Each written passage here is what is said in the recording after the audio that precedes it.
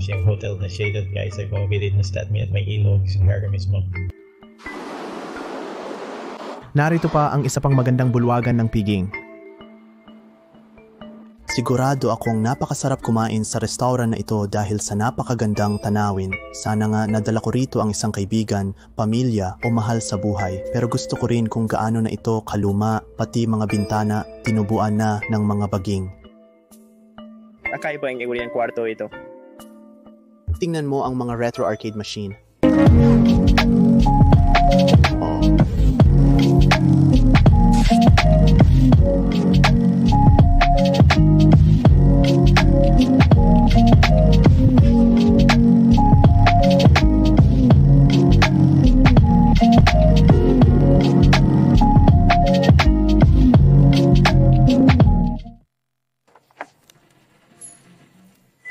Mula alas 4 ng umaga hanggang alas 8 ng umaga, hindi masama.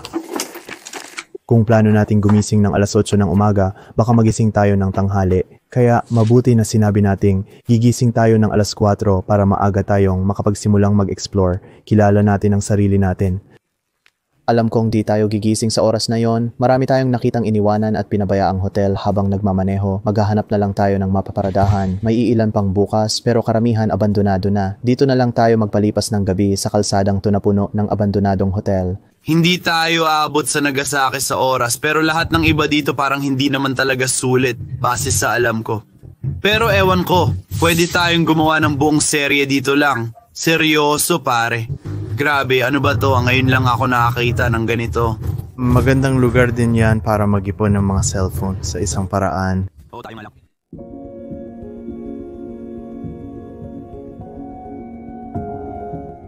Ang Kinugawa Onsen sa Tochigi Prefecture ay isa sa 3 pangunahing hot spring resort sa Japan. Kilala ito sa kasaysayan dahil sa mga mainit na bukal na nagsimula noong huling bahagi ng 16 na raang simula, kalagitnaan ng 17 daangs naging tanyag ang lugar sa mga feudal lord at mongheng Budista bilang hintuan patungong Nikko para sa pilgrimage. Naging bukas sa publiko ang onsen noong huling bahagi ng 1800 su at nagsimulang magtayo ng mga hotel noong 19 na 20 dash, kaya naging pangunahing destinasyon ito para sa malalaking hot spring resort. Naging mas madaling puntahan mula Tokyo dahil sa Kino Express pagkatapos ng ikalawang digmaang pandaigdig, kaya mabilis itong naging nangungunang hot spring resort area sa Japan. Noong 1970 bumagsak ang acid bubble at biglang bumaba ang industriya ng turismo. Sa mahigit 20 taon, kinakaharap na ngayon ng distrito ang seryosong problema ng mga abandonado at delikadong hotel. Bagamat nagbibigay ng pinansyal na tulong ang Japan Tourism Agency, hindi nakatanggap ang lungsod ng Nikko ng tulong para sa demolisyon ng mga abandonadong hotel at gusali sa mga turistang lugar. Dahil sa hirap ng muling paggamit ng lupa pagkatapos ng demolisyon, hindi rin maaring pabayaan na lang mabulok ang mga abandonadong hotel na ito dahil nagdudulot sila ng panganib sa publiko. At sa ngayon siya hadi pa nakiting ang plan para sa hinaharap.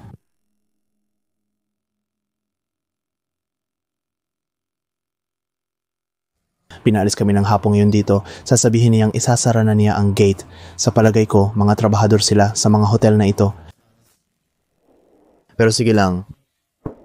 Magsisimula na kaming mag-explore para maghanap ng mas magandang paradahan. Swerte kami kasi sarado na ang gate. Oh, tingnan mo, may karatula dun sa Kimi Park.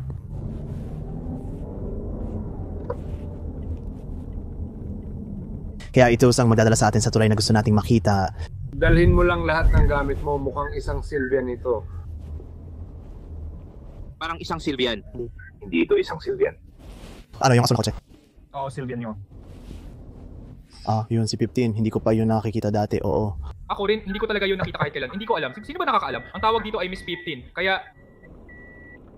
Medyo maginhawa ito dahil ang tulay ay nasa tabi lang ng parke. May 2 parke na pareho ang pangalan na Dikimi Park. Gusto naming makarating sa tulay ng Dikimi. Makakakuha tayo ng magandang tanawin ng ilan sa mga pinakawalang kwentang abandonadong hotel dito. Ang mga taong pumupunta rito ay talagang dumarating lang para makita ang mga abandonadong hotel na ito. Wala masyang makikita rito lalo na dito sa distrito o bayan na kinaroroonan natin.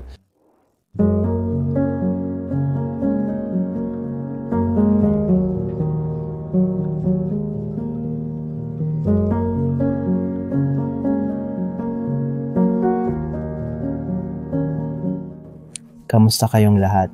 Kakadating lang namin dito malapit sa mga hotel. Nakakamangha ang tanawin. Isa ito sa pinakakakaibang abandonadong lugar na napuntahan ko. Dito mismo sa tabi ko ay ang tulay ng Takumi. Narito ang ilang abandonadong hotel sa paligid. Merong higit sa 16 na iba't ibang abandonadong hotel at ryokan. Kung hindi mo alam kung ano ang ryokan, ito ay karaniwang isang hotel na may hot spring. Yung loho na ay sa talaga umuunlad mula noong dekada 60 hanggang dekada 90. Maraming turista ang pumupunta rito lalo na kapag may mga group business trip. Espesyal ang mga hotel na ito dahil dinisenyo para maglaman ng maraming tao sa bawat kwarto. Malalaki ang mga kwarto rito. Pero nagsimulang bumagsak ang lahat noong dekada 90 nang bumagsak ang acid bubble. Sa madaling salita, wala nang sapat na pera ang mga tao para makapag-hotel dito. At mas kaunti na ang mga bumibisita dito dahil mas pinipili nilang pumunta sa mas murang mga lugar tulad ng Thailand o Indonesia na mas mura ng ilang ulit. Kaya ngayon bumaba na ang bisita sa kanilang mga hotel. Ngunit nang mabangkarote ang mga bangko, hindi na nila nakuha ang mga inabandonang hotel at ngayon naiwan na lang ang mga ito na walang nag-aalaga. Hindi na rin alam ng lungsod kung sino ang nagmamay-ari ng ilang hotel at kung ano ang gagawin sa mga ito. Ngayon, nagsimula ang Japan Tourism Agency ng isang programang pinansyal na nagbibigay ng hanggang kalahati ng gastos, hindi lalampas sa 100 milyong yen para sa mga lungsod, bayan at negosyo na gustong gibain ang mga inabandonang hotel at gusali sa paligid ng mga lugar pasyalan. Ang problema, hindi rin mabibigyan ng tulong ang mga hotel na ito dahil kakailanganin ng higit sa 100 milyon para gibain sila. Nagsiapli garanti mga nitatin na sa matatarik na burol.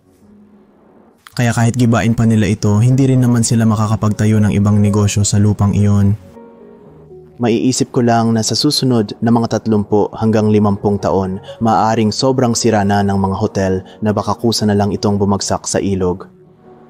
Malala ang lugar na ito at iniwan simula pa noong unang bahagi ng taong 2000. Excited akong silipin ang ilang hotel dito sa Japan. Tara! Tingnan natin ang ilan sa mga ito at mag-tour sa loob. Bago magsimula, mga kaibigan, pakipindot ang like button at mag-iwan ng komento sa ibaba kung saan kayo galing, lalo na kung hapon. Shoutout sa mga tagahanga kong hapon, mahal ko kayo. Grabe pare, hindi talaga ligtas itong tulay na to, gumagalaw siya. Hindi siya matibay bro.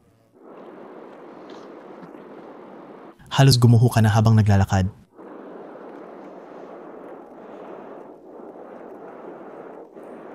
Pare, naririnig mo rin yun.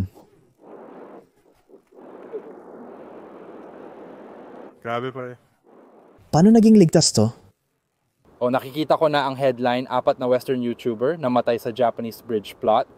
Huwag mong sabihin iyan bro. Sige, dadaan na ako. Magkikita tayo sa kabila. Nakakatakot talaga ito.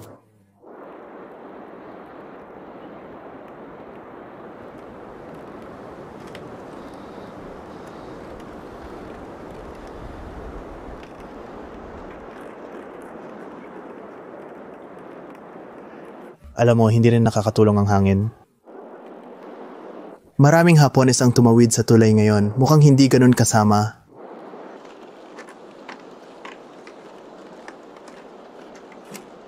Sa totoo lang, hindi ko inasahan ang ganitong klase ng tulay.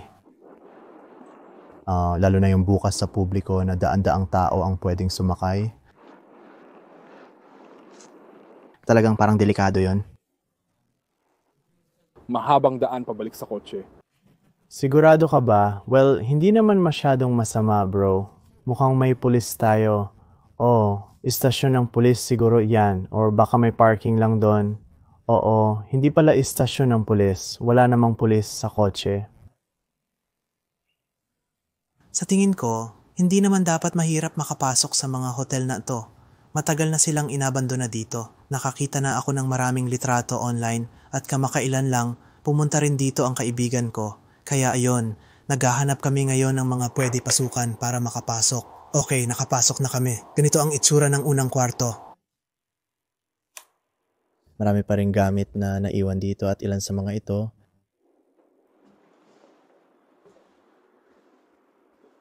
Oo, ang hotel na to ay may mga tradisyonal na silid na may tatami. Na may ilog mismo sa harap mo pero halos lahat ng hotel dito ay may parehong tanawin. Tingnan mo to. May mga to banig, unan, ang kumot pa na naiwan sa mga aparador. Parang may nag-iwan pa ng mga kristal na bituin sa safe dito. Isa sa mga susi ng mga kwarto ng hotel. May malalaking keychain pa sila. Makikita natin ang pundasyon kung paano itinayo ang mga hotel na ito sa gilid ng bangin. Nakakabaliw na ginawa nila ito.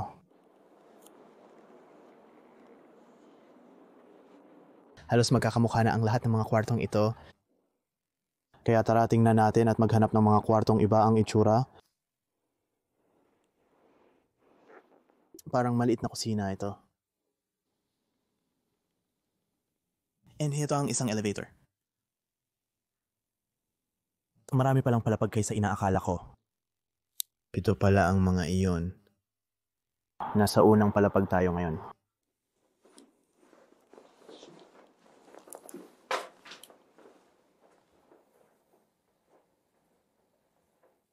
Ang nakita kong bote ng Coca-Cola dito ay malamang na pareho lang din sa binibenta nila. Dalawa na lang ang pagpipilian ko, kaliwa o kanan. Pakiramdam ko kaliwa ang pipiliin ko, ewan ko kung bakit. Ano to?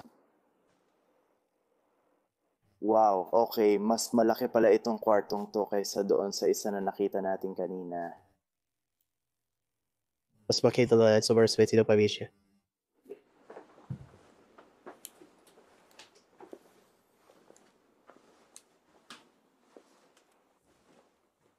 May sala pa rin ako dito. Nandoon pa rin ang telebisyon at doon banda ang banyo.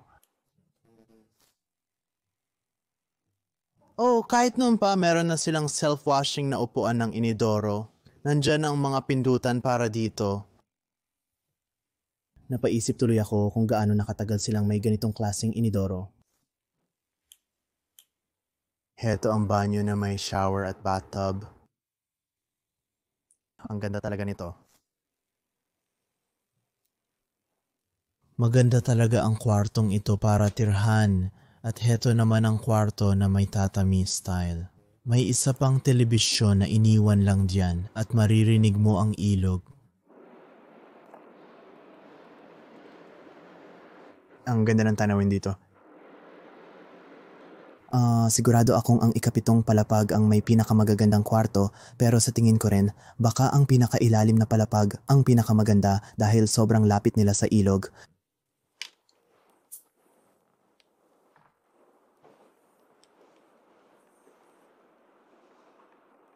Ayan, may hagdang paakyat. Oh, tara na sa itaas.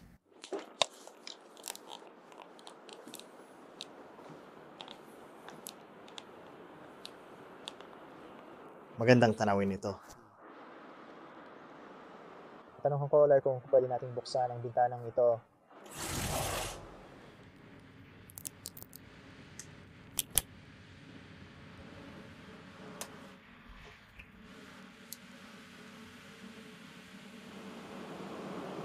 Mukhang nasa kanang bahagi ang kwarto. Walang balkonahe. Dave, nahanap mo rin kami sa wakas. Sa tingin ko, inatake ako ng nervyos. Talaga? Bago ako mawala ng telepono. Hindi ko alam kung nasaan yung mga lalaki. Siguro yan ang napala ko sa paglalaro sa tulay. Oo, gusto mo talaga yung tulay na yan. Ha? Akala namin gusto mo. Gusto mo ang tulay? Oo, masaya naman. Dapat subukan nating tumalon doon. Tingnan natin kung sino ang unang mahuhulog sa tulay. Alam mo yon? Alam mo yon? Sige, makikita tayo sa itaas. Sabihin mo lang sa akin kung may kailangan ka. Oh. Karaniwang mga kwarto lang dito sa itaas. Parang nasa antas ng kalsada yata. Nakakakekta ako manos ang palatandaan para sa bulwagan ng piging. Siguro dapat kong tingnan iyon. Sa tingin ko dito hanggang pababa.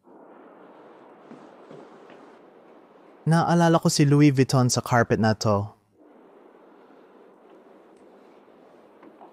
Medyo magkapareho ang disenyo.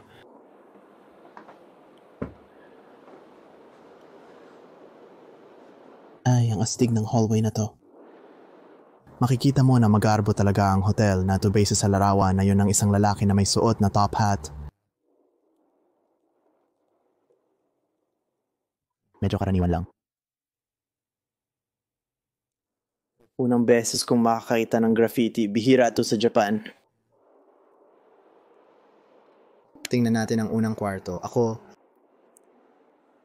hindi ko nga akalaing kwarto ito.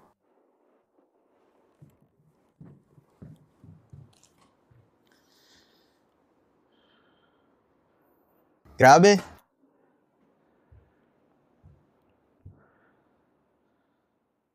Ang laki ng kwartong ito.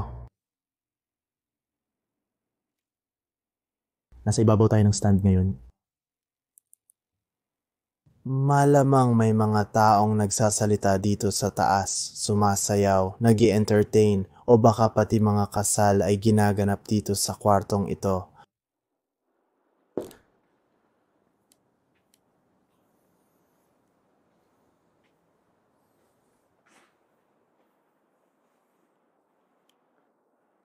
May parang sliding door dito sa tingin ko. Hindi, mukhang papunta ito sa backstage.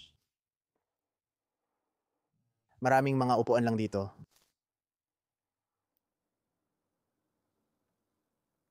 Ang silid na ito ay patunay sa sinabi ko sa simula ng video na ang mga hotel na ito ay para sa mga organisadong grupo ng tao. Makikita mo kung gaano kalalaki ang mga silid.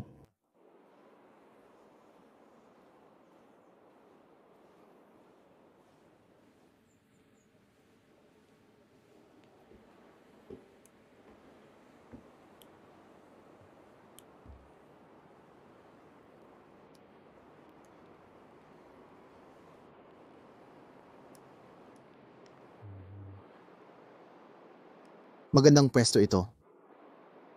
Grabe, ang daming malalaking sapot ng gagamba dito at malalaking gagamba. Grabe, parang Black Widow yon. Pero anyway, sana nag-enjoy kayo sa adventure natin ngayon. Kung nagustuhan nyo, huwag kalimutang i-like ang video na to. Pero may oras tayong hinahabol kasi sa loob ng 2 araw, kailangan nating makarating sa Nagasaki na mga 16 hanggang 18 oras ang biyahe. Mula rito, kaya hindi natin alam kung ano-ano pang mga hotel ang mapupuntahan natin. Umaasa akong makagawa ng 2-3 man lang. Kung hindi, babalik na lang ako rito at gagawa ng bagong serye. Kaya kung nagustuhan ninyo ang exploration natin ngayon, alam nyo na subukan nating mapataas ang views ng video na ito. 10,000 thumbs up at babalik ako sa rehiyong ito at gagawa ulit ng serye tungkol sa mga abandonadong hotel. Oo, gusto kong malaman kung anong klaseng gagamba ang nakatira doon. Ibig kong sabihin parang may nakikita akong gagambang mukhang Black Widow dito mismo. Ako...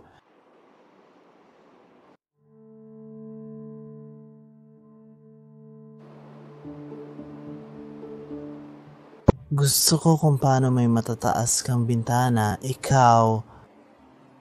Makikita imaganoy tanaw habang nagkalakad sa pasilyong ito.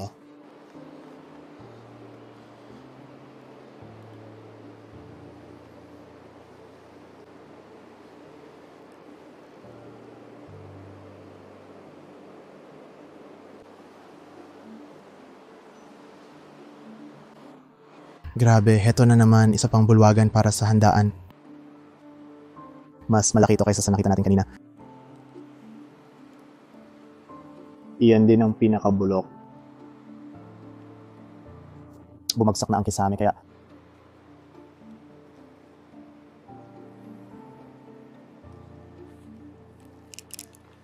Tingnan mo, nakasabit pa lahat ng ilaw.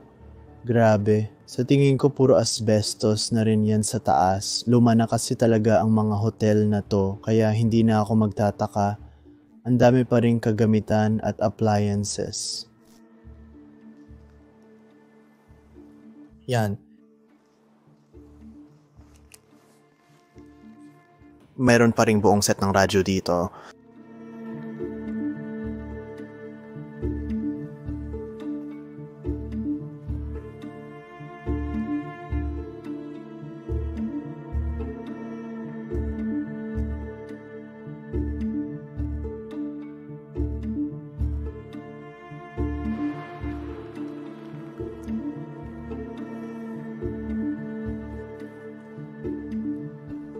ayon sa lahat, dapat nandito sa ibaba ang restaurant.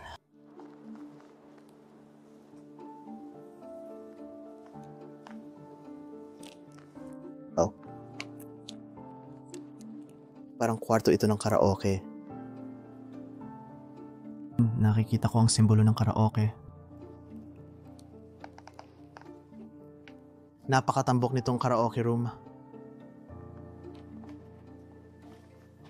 Pero mukhang lumalaki ito.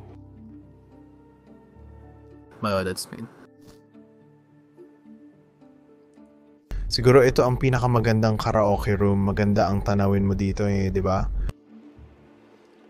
So likod na isang korte ng sa.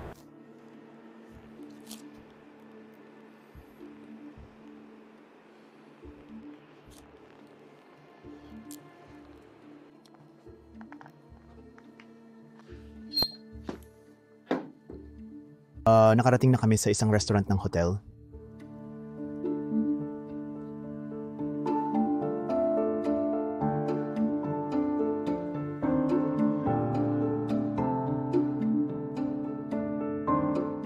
Talagang gusto ko ang mga litratong pwedeng kunan dito sa loob ng restaurant.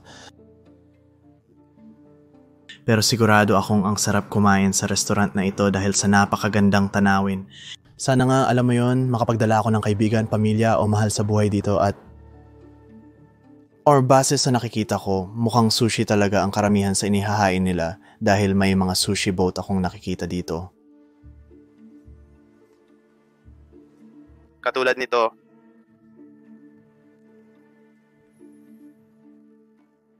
Narito ang bar area.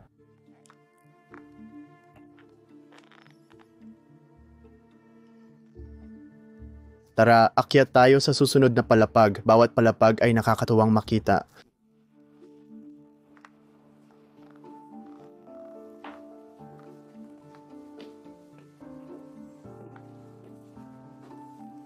Ano naman ang nandito? Nasa ika-6 na palapag na tayo ngayon. Sa harap ay souvenir restaurant, club at meeting room. Grabe, may iba pang mga restaurant.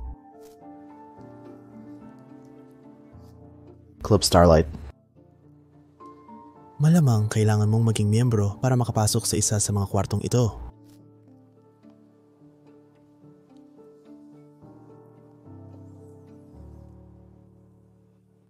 Mukha lang itong isang bar.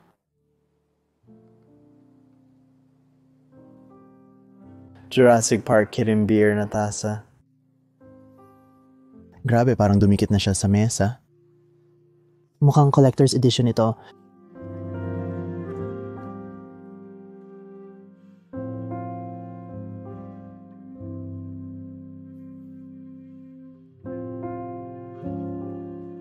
Napansin mo ba yung projector dito? Oh. Siguradong may nagkakaraoke dito sa kwartong ito. Sana makapagstay ako sa hotel na to at maranasan muli yon. Ang ganda talaga ng lugar na yon para magstay. Ibig kong sabihin, dati ang daming bumibisita dito at hindi naman nagsara ang hotel na to dahil pangit siya. Nagsara lang talaga dahil sa pagbagsak ng ekonomiya at hindi na kayang magbayad ng mga tao sa ganitong klaseng hotel dito sa lugar na to. Siguro dati, maganda talaga dito magstay at magbakasyon. Sige, tapos na tayong tingnan ng kwarto. Punta naman tayo sa hallway na to. Oh, ano to? Mukhang raccoon. Sa tingin ko, ang mga ganitong nilalang ay pampaswerte. Palagi ko silang nakikita sa mga video game tulad ng Genshin Impact. Hindi nga. Itong buong palapag ay hindi man lang isang pasilyo.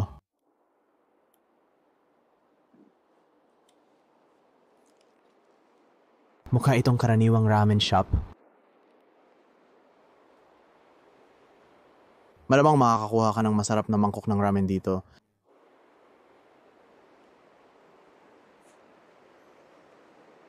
At ang sarap mag-explore dito kasi naririnig mo lang ang ilog, sobrang tahimik at payapa ngayon.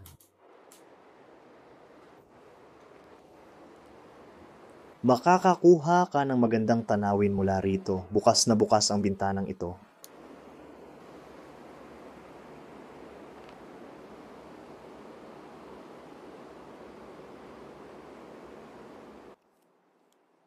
Ngayon, ano kaya ang dating nandito?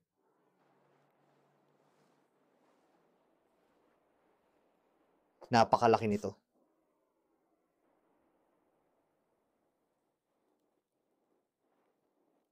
Tiyak na parapan ito sa pahinga at libangan.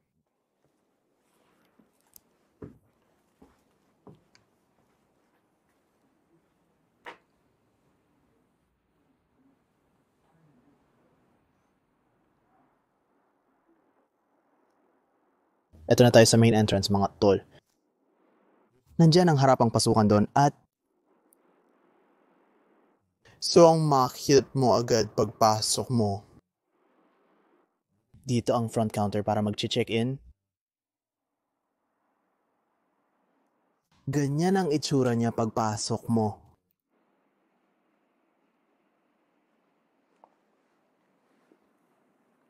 Kamangha-mangha. Parang nagsisimula na silang tanggalin ng ilang gamit dito. Pero tingnan mo yung kisame na yan. Gustong-gusto ko talaga yung ginawa nila doon. Sorry to sa mga ilaw na dito.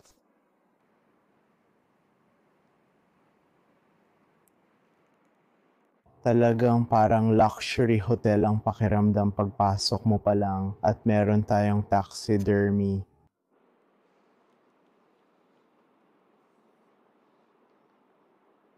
Parang mga usa sa Narnia ang mga ito. May isa pang palapag tayong titingnan sa itaas ng mga hagdang iyon.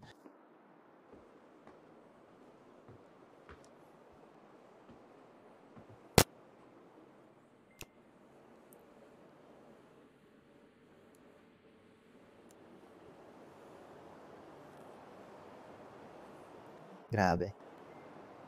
Hindi man lang ako nakalabas.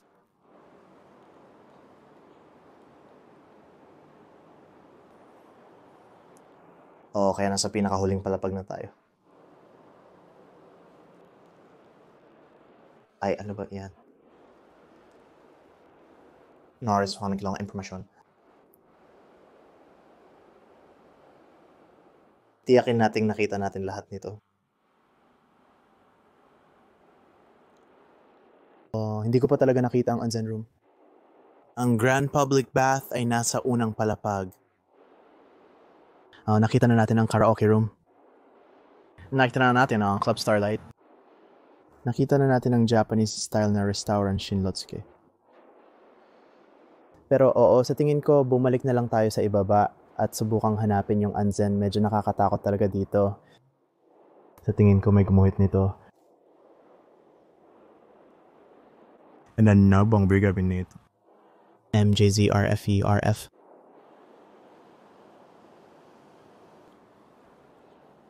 Ang weird naman. Sa itsura nito parang mas marami pang palapag sa kabila. Siguraduhin muna natin kung ano ang meron dito bago tayo magpatuloy. Mukhang papunta lang ito sa bubong.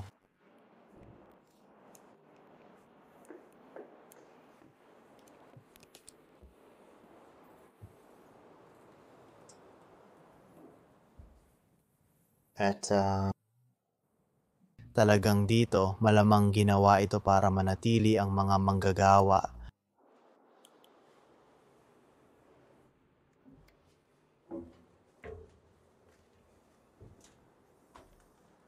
Parang ito sa mga elevator.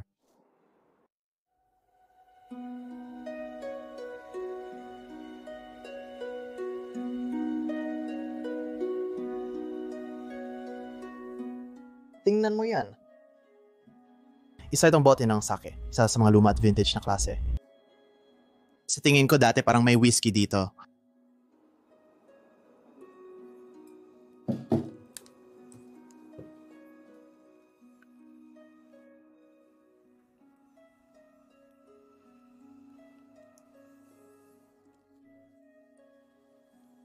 May mga kwarto rin sa ikapitong palapag na pwede kang tumuloy.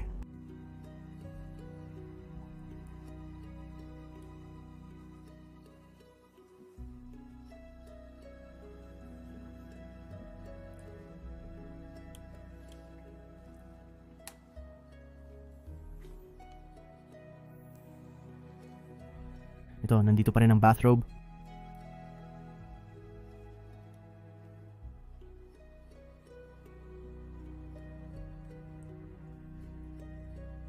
Kaya nakita ko lang ito dito sa bintana. Ipinapakita nito ang lahat ng mga pwedeng gawin ng mga turista sa lugar na ito. Ito Wonderland. Hindi ko pa naririnig ang lugar na ito. Masaya pala dito.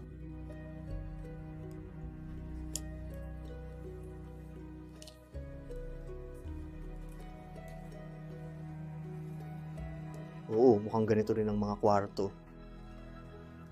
Lahat pare-pareho ang itsura.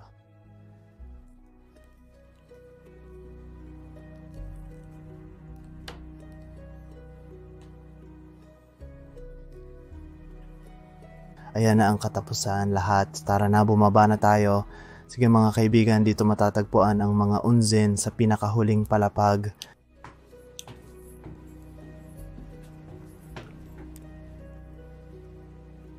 Grabe, sobrang sira na talaga. Ang daming bag. Sige, ito na siguro yon.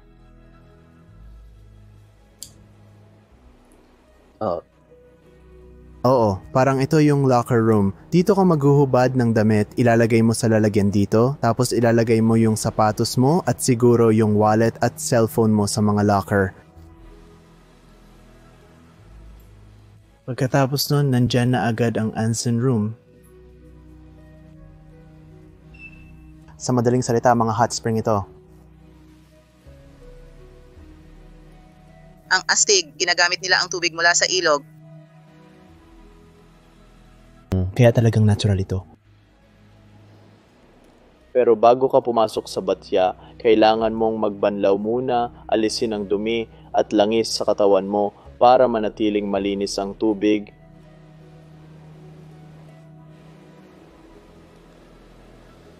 At gustong-gusto ko ang onsen. Hindi pa ako nakakapunta sa isa ngayong biyahe pero siguradong pupunta ako sa ilan sa mga ito. Habang nandito ako sa Japan may iba't ibang klase ng mga batya. Malamang may iba't ibang temperatura ang mga iyon at malamang may malamig na batya rin. Ganito ito. Ganito ang hitsura ng silid ng onsen. Sa onsen, natinahubad sa nalilex cam ang isang grupo ng mga tao. Labardi mga hanaba komportable para sa ilang mga kanluranin. Ang pinaghiwalay nila ang mga lalaki at babae, ngunit kasama mo ang grupo ng mga hubad na lalaki.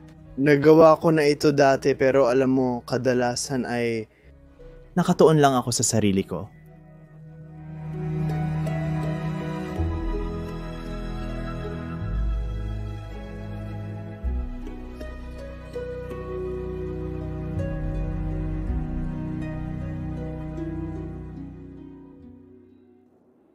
Kaya nakarating ako sa isa pang hotel sa pamamagitan lang ng pagtalon mula rito. Medyo kakaiba na kaya mong tumalon lang papunta rito kung gusto mo. Sana ito na lang ang naging palihim na paraan para makapunta sa kabilang hotel mula sa fire exit dito. Literal, natatalon ka lang sa pader na ito. Anyway, ito ang Kappa Hotel at medyo sikat ito. Nakita ko na ang mga litrato nito online. Ito talaga ang pangunahing hotel na gusto kong tingnan. Mas luma na ito kumpara sa isa pero mas marami talagang makikita rito. Iyan ang isa sa mga kwarto. Maghahanap ako ng mas madaling kwarto na makita.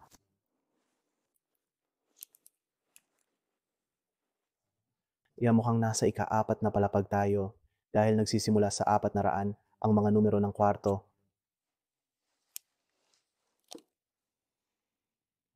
Talagang luma at sira na ito.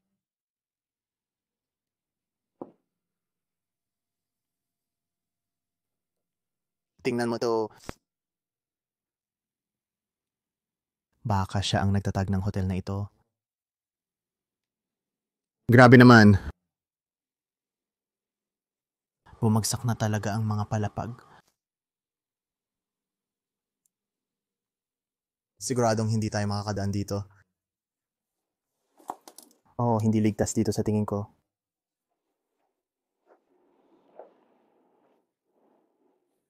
Sa tingin ko, dapat umakyat muna tayo sa pinakataas bago bumaba.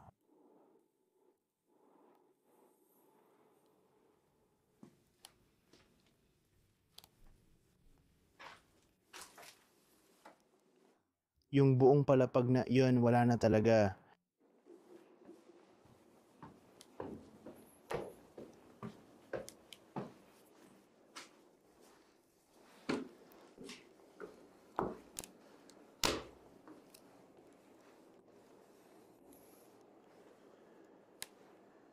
Ay, Diyos ko. Restaurant ba ito?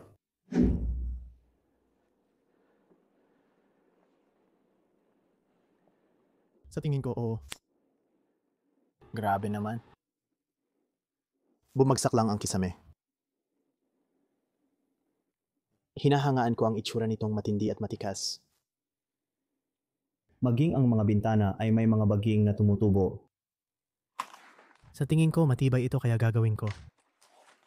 Maglalakad ako hanggat kaya ko. May mga lumang dyaryo dito.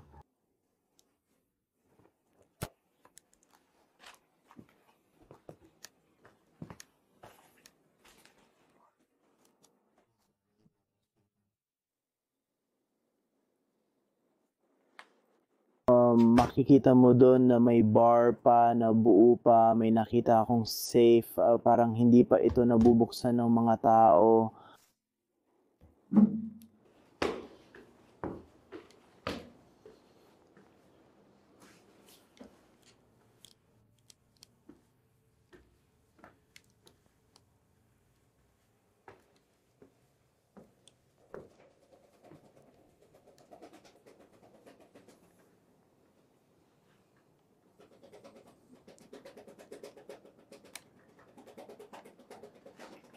Ano yung tunog na yun? Sa tingin ko, hangin lang ang gumagawa niyan. Hello?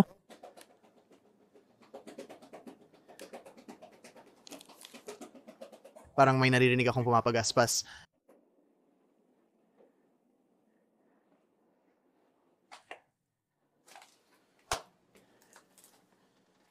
Nag-aalala ako sa kaligtasan ng mga sahig dito.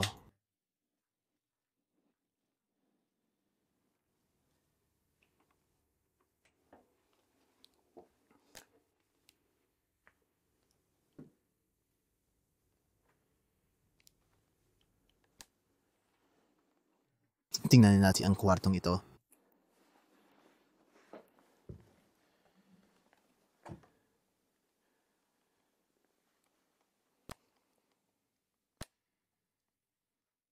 Ayos din dito. Ito yung isang handmade na samurai na manika.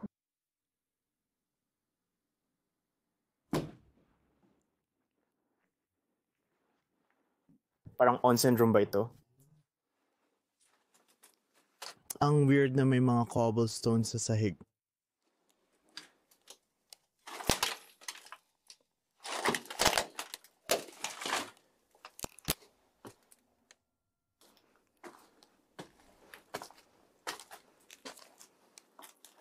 Well, hindi rin naman talaga tayo makakakalakad dito at parang ayokong gawin.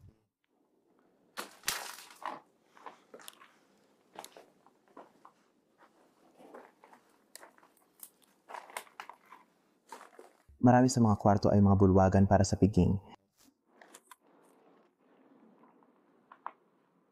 Walang daan doon. Heto ang isang kwarto sa hotel. Mukha itong katulad ng isa pang hotel.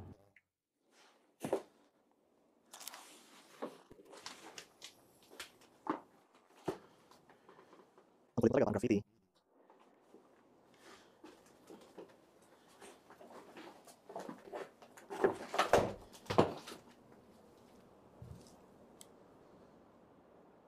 Sasabihin ko na ang balcony ay mas maganda. Parang konektado sa ibang mga kwarto at nandoon ang tulay na kailangan nating tawirin. Alam mo, ayokong lumabas kasi baka makita ako ng mga tao pero meron tayong isa sa mga booklet ng hotel. Baka may mga lumang litrato doon.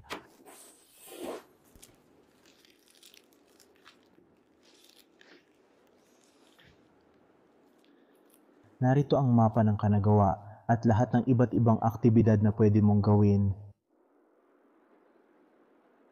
Maraming may aalok ang lugar na ito, ngunit hindi ito nabibigyan ng sapat na pansin. Mas maraming tao ang dapat pumunta rito. Tignan mo yan, iba't ibang uri ng onsen.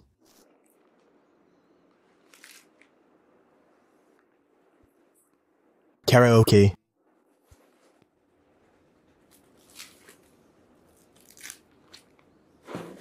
Ako. Siguro ito na ang pinakamalapit na bundok.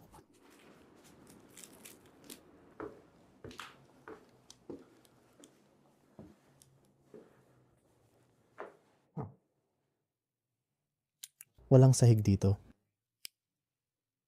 Nasa ikapitong palapag. Ako!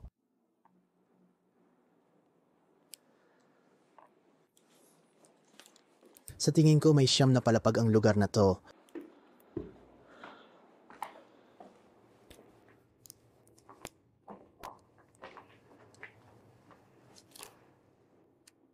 Palapag na numero 8.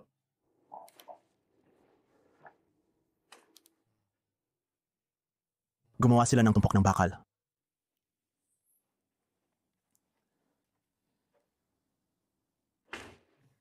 Ano ba to? Nakakatakot yung pambungad. Isa na namang handmade na samurai na manika ito. Sumpaman, makikita mo to sa bawat bahay at gusali. Sa tingin ko, para ito sa swerte, maraming bagay sa Japan ang para sa kapalaran. Yan ang napansin ko. Ito ay random na nakita. Mga patong-patong na telebisyon. Makakaakyat tayo sa rooftop dito. Hindi ako sigurado kung ligtas dahil madali tayong mapapansin. Nakarating na tayo sa taas, pwede na tayong bumaba sa mga unang palapag. May sumabog na tubo tayo.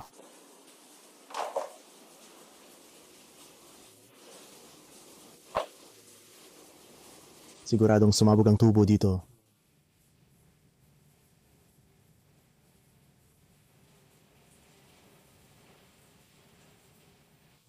Dapat sigurong pumunta sila dito at ayusin yan, baka lumalapay yan paglipas ng ilang taon.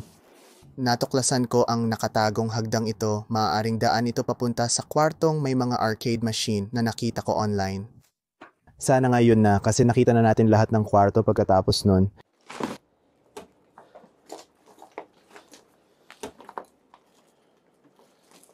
Mukhang matibay naman ito.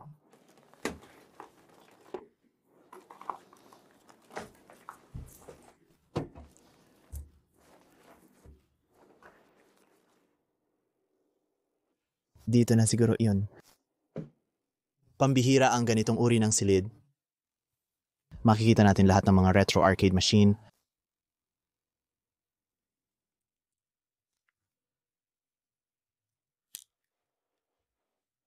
Nandito ang Grand Derby Metal Game Machine, Vegas Amusement Machine, at may pinball machine din tayo dito.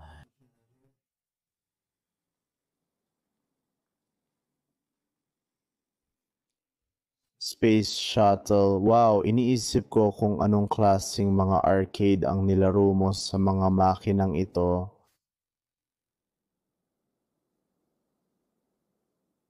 At marami pa dun sa kabila, pero mag-ingat ka, sobrang sira ng sahig. May grand piano tayo, baka gumagana pa ang mga key nito. Hindi na gumagana. Isa itong S10 piano o East 10 piano.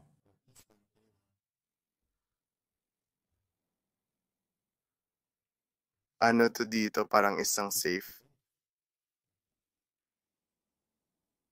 Ito yung isa mong karaoke capsule.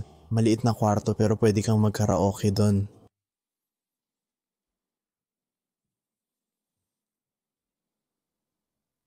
Masaya ako na nakita natin ang mga arcade machine kasi bihira lang makakita ng ganoong kwarto. Parang mahirap hanapin ang kwarto sa lugar na to kaya sa paghahanap natin nakita natin ang lahat ng dapat makita. Tingnan mo, woo! Pagod.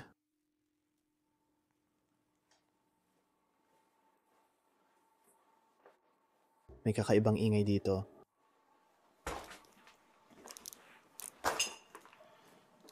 Oh. Ito ang Zen Room. Naririnig ko pa rin ang agos ng tubig.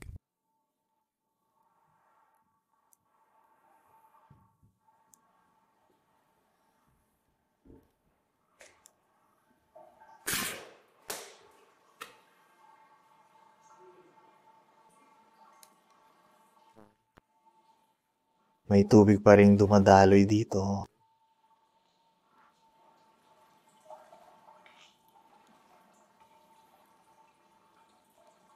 Malamang galing sa ilog. Makikita mo pa nga na may tubig na tumatagos sa mga bato doon.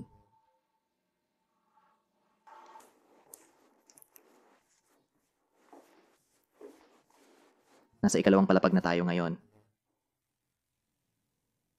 Ay, hindi na. Sa unang palapag pa lang tayo. Malamang doon din yung pasukan.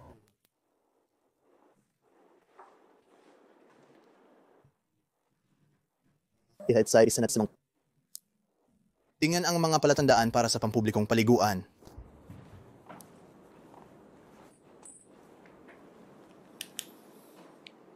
Malamang mas marami pang unsin dito.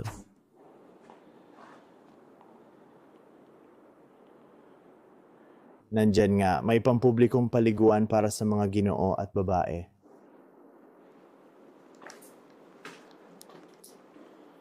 So para ito sa parehong lalaki at babae?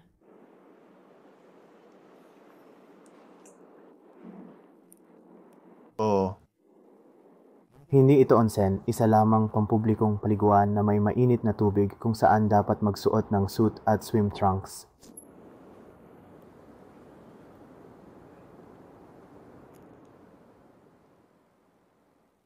Siguro nagtataka ka kung bakit may mga salitang Ingles sa mga karatula ng hapon? Maaaring isipin mo para sa ito sa mga turista, pero sa totoo lang para sa ito sa aesthetic na layunin.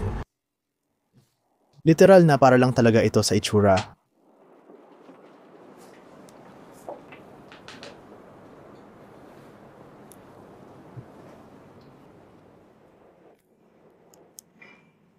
Maganda talaga. Tingnan mo ang yung mga estatwa ng palaka.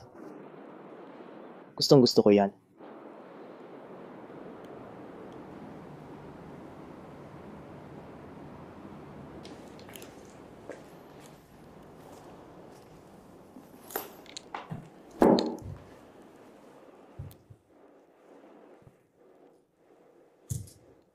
Sigurado akong pwede ka pang maglakad papunta doon. Kailangan mong mag-ingat sa paglakad dito. Sa tingin ko palabas ang pintong yan. Makikita natin ng maayos ang gusali mula doon.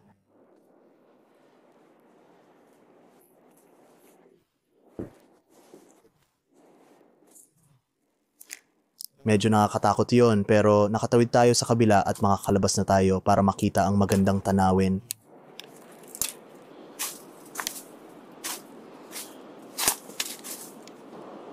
Napakagandang tanawin ng hotel mula sa likod. Gustong-gusto ko ang tanawin mula rito. Hindi ako makapaniwala na nalibot natin lahat ito at heto ang outdoor pool. Titingnan mo kung gaano ito kasiksik sa damo ngayon. Talagang kamangha-mangha ito. Ikaw, pwede ka lang maglakad dito at makita ka itong ilog, pero na ngayon pati ang mga sanga at puno ay sobrang lumago at tinatakpan na ang tanawin. Mukhang nakita na natin halos lahat. Pagod na ako. Dapat bumalik na ako sa kotse ngayon.